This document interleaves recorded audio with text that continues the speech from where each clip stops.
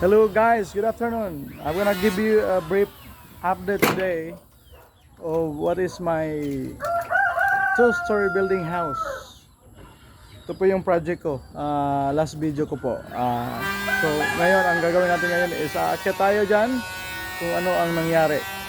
So I'm gonna give you a brief kung ano yung nangyari doon sa ating pinagawa na bahay. Okay. So, come with me. Tingnan natin kung ano ang nangyari ngayon. So, ito na po siya. Dati po. Sikip ng daanan. Okay, akyat tayo. So, ito na yung nangyari. Nilatag na yung mga wirings. Okay, so ayan.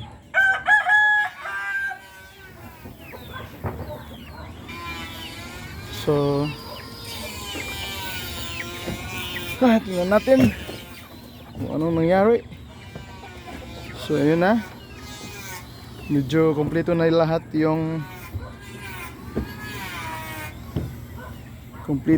yung mga nasahiga na lahat.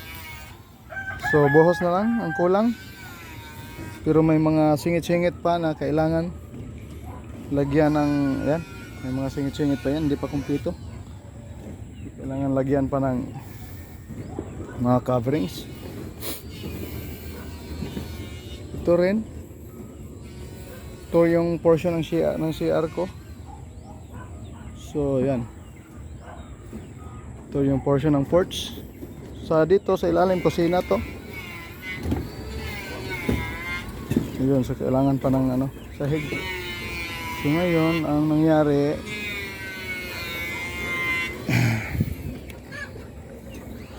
so ito medyo kumpleto na lahat. So kailangan na lang natin ng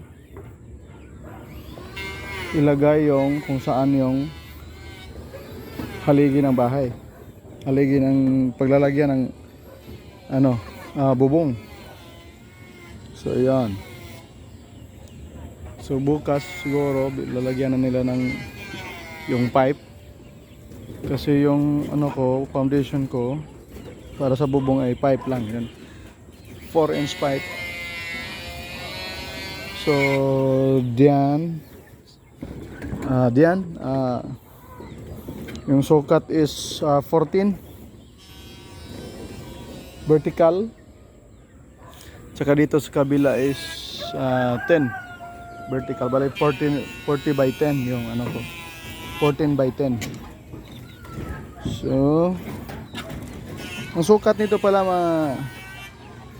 loads is 20 to yung hanggang dyan, saka dyan 22 feet hanggang sa my porch, at saka doon hanggang dyan is 36 feet yata.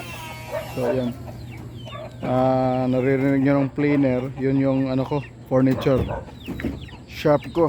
Meron pa akong tauhan na nagtatrabaho. So yan, overtime yata yan.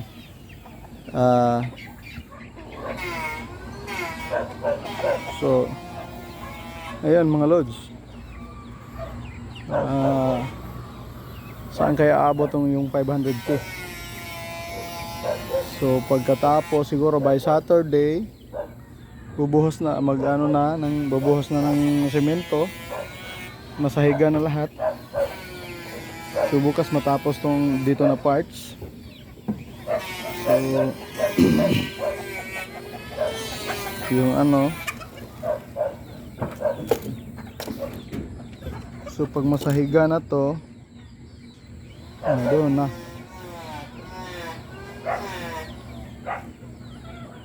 So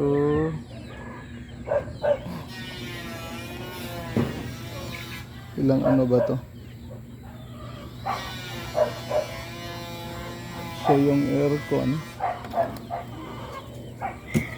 ko muna kung saan yung aircon patungo.